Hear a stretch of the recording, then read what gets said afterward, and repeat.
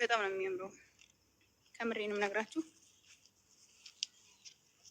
የቻልኩትን ሞክሬያለሁ እና እኔና ሄሚ በጣም በጣም በጣም በጣም የሚገራርም ጥሩ ጊዜዎችን አሳልፈናል። እየጨቃጨቅን ነበር። እኔ የሆነ የምትመልሺልኝ መልስ እንኳን ጠይቄሽ በስርዓት እኮ አይደለም።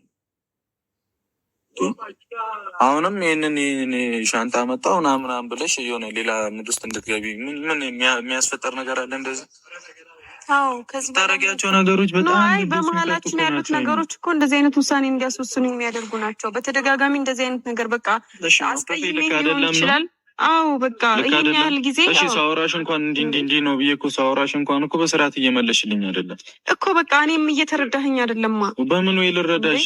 ያለውን ነገር ስነግርሽ አይደለም ውታ ያለሽ ራስሽን እንደልክ ለምን ታይብኛለሽ? አንተም እኮ ራስህን እንደ ትክክል ነው እያየህ ያለኸው። ሊሆን ይችላል። እኔ ባሰብኩት መንገድ እንዲመስልሽ አላ መሸነፍም አለ እኮ መቼ አንቺ ተሸንፈሽልኛል? ነው አይደለም? አልተሸነፍሽልኝም እኮ ስትሸነፍ ነው የምትሸነፈው የሚባል ነገር የለም። እንደዚህ ልክ ያልሆነውን ነገር አይደለም ብዬ ስነግርሽ እኮ እንደዚህ አይነት ሙድ ውስጥ መግባት የለብንም እኮ። በቃ እኔ ሁሌ እንደዚህ አይነት ነገር ውስጥ ደግሞ እየገባን እኔ ራሴን እንትን ማለት አልፈልግም።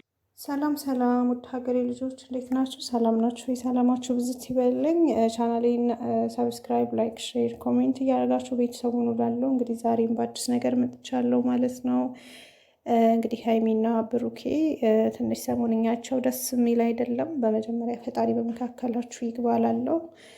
በመቀጠል እንግዲህ እኔ ግራ ያጋባኝና ጥያቄ የሆነብኝ እስካሁን ድረስ ዳኒም የብሩኬን ሚስጥር ለማውጣት በዚህ ልክ የሚጋጋጥበት ምክንያት ምንም እየገባኝ አይደለም። ሶሲም እንደዚሁ የሀይሚን ሚስጥር ለማውጣት የምትሄድበት ርቀት ደስ የሚል አይደለም። ግን እኔ እነሱ በዚህ ርቀት መሄዳቸው ይህን ያክል ተንኮል ማሰባቸው አይደለም እኔ እየገረመኝ ያለው ማለት ነው።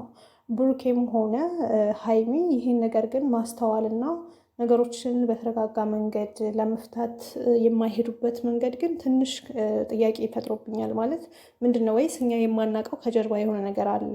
እነሱ የሚያውቁት ተነጋግረውብን ከሆነ የመጡት ኦኬ።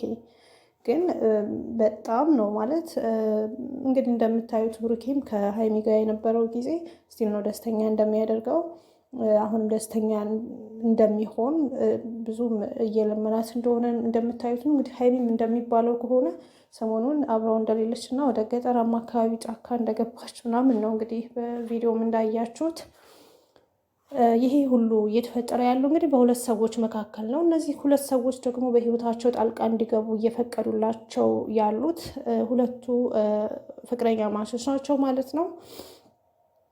እንግዲህ ይህን ነገር ግን ቆም ብላችሁ ብታስቡበትና ወደ ራሳችሁ ህይወት ብትመለሱ ደስ ትላላችሁ። በእውነት በእርግጠኝነት ጥሩ የተሻለ ደረጃ ላይ እንደምትደርሱ ምንም ጥያቄ የለውም።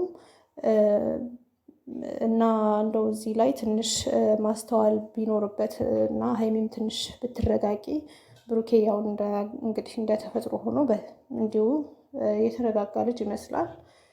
ሀይሚም ትንሽ ነገሮችን ቆም ብለሽ ብታስቢ እሱንም ለመረዳት ብትሞክር ይላለሁኝ።